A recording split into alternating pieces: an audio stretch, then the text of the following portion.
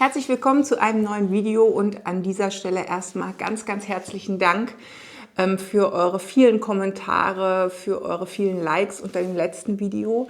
Das fand ich sehr, sehr schön. Ja, und zu den Diskussionen, die zum Teil entstanden sind unter dem Video, wollte ich ganz gerne nochmal abschließend sagen, dass eine Auswanderung oder auch in unserem Fall jetzt eine Rückwanderung ein sehr individueller Prozess ist, individuell für jeden Einzelnen oder eben auch individuell als Familie. Ich denke, jeder hat andere Lebensumstände und Lebenserfahrungen und Lebenserwartungen, die dann eben unterschiedlich angesprochen werden. Ja, man kann ganz, ganz viele Sachen heutzutage im Vorfeld wissen, man kann sich informieren, aber es ist natürlich dann eine Information über den Intellekt. Und das kann man machen, das haben wir ja auch zum größten Teil gemacht, aber man weiß trotzdem nie, wie es sich gefühlsmäßig für einen dort anfühlt. Und ja, viele Menschen werden das vielleicht nachvollziehen können, dass man zu unterschiedlichen Orten auch unterschiedliche Gefühle hat. Das merkt man aber dann tatsächlich erst, wenn man vor Ort ist. Und dann sich zu entscheiden, zu sagen, nee, es passt nicht so, wie wir uns das vorgestellt haben oder wie wir uns das gewünscht haben, ist natürlich definitiv legitim. Und das Ganze hat natürlich auch das Gefühl der Ambivalenz inne. Also Ambivalenz heißt Zwiespältigkeit, mehrere Gefühle gleichzeitig. Und das ist natürlich was wir auch erfahren. Wir wissen auch, wenn wir zurück nach Deutschland gehen, sind da auch nicht alle Sachen rosig und toll, ja, aber dafür sind andere Sachen, die uns vielleicht wichtig sind, da für uns angenehmer. Und wir konnten uns also eben hier nicht vorstellen, in Stavanger den Rest unseres Lebens zu verbringen.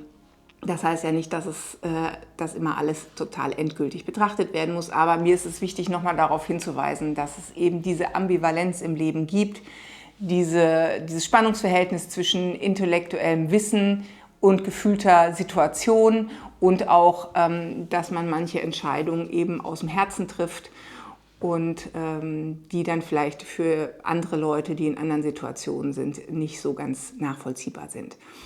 So viel dazu, aber darum soll es auch so ein bisschen jetzt in diesem Video gehen. Wir haben hier noch so ein bisschen Deko, weil die Liv am Donnerstag ihren letzten Schultag hatte. Die hatten die Verabschiedung der 10. Klassen, was sehr schön war, weil jetzt alle Kinder hier in die anderen Schulen gehen. Also hier gibt es ja keinen Unterschied zwischen Hauptschule, Realschule und Gymnasium. Alle sind bis zur 10. Klasse zusammen.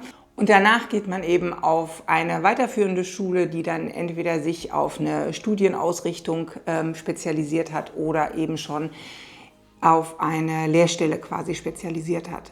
Ja, und die Verabschiedung der Kinder war natürlich sehr emotional und auch sehr, sehr schön. Und deswegen haben wir hier auch so ein bisschen gefeiert und noch ein bisschen Deko hängen. So, lange Rede, kurzer Sinn, jetzt hier zu meinem Video.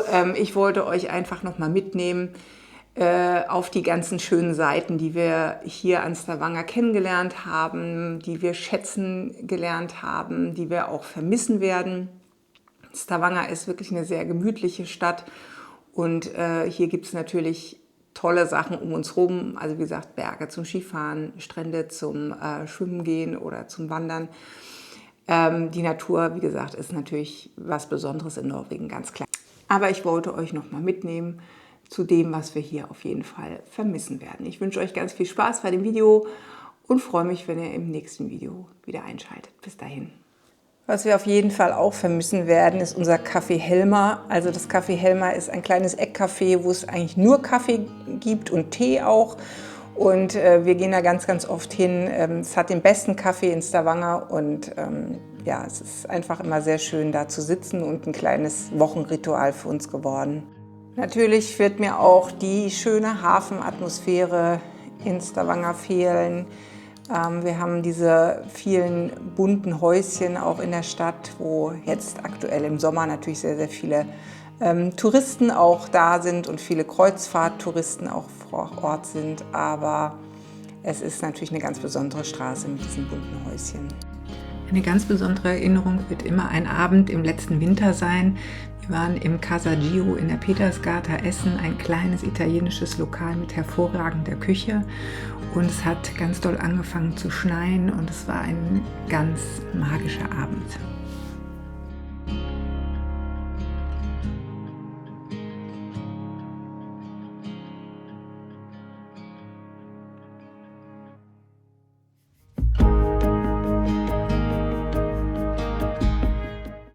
Das Licht. Das Licht hier in Norwegen ist einfach wunderschön. Ganz, ganz oft haben wir dieses rosa Licht oder dieses blaue Licht. Ich liebe es jetzt im Sommer, dass es so lange hell ist, aber das Licht ist hier wirklich was Besonderes.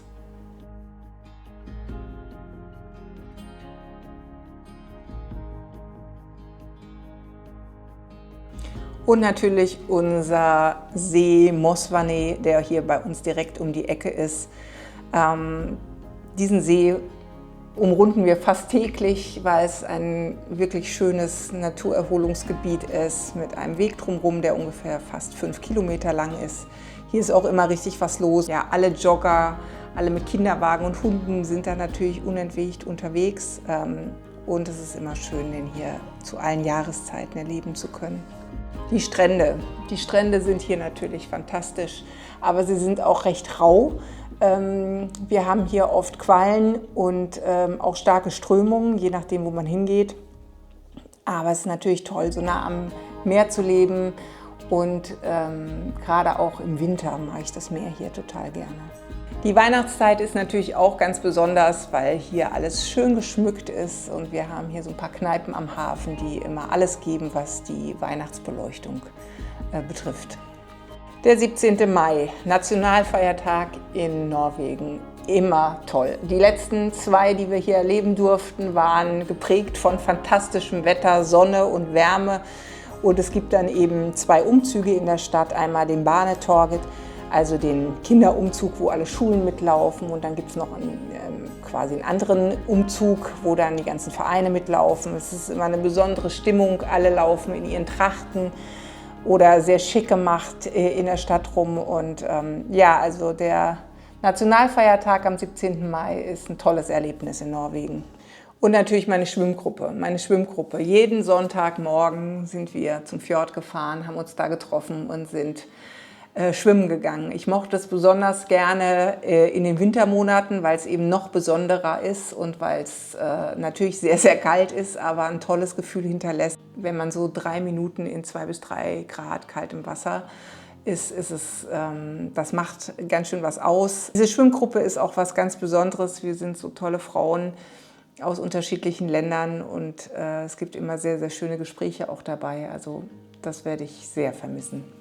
Und natürlich auch die Wanderungen, die wir hier in und um Stavanger gemacht haben, werden mir fehlen, weil es immer wirklich schön ist, in dieser Natur und auch in diesen kleinen Ortschaften sich zu bewegen.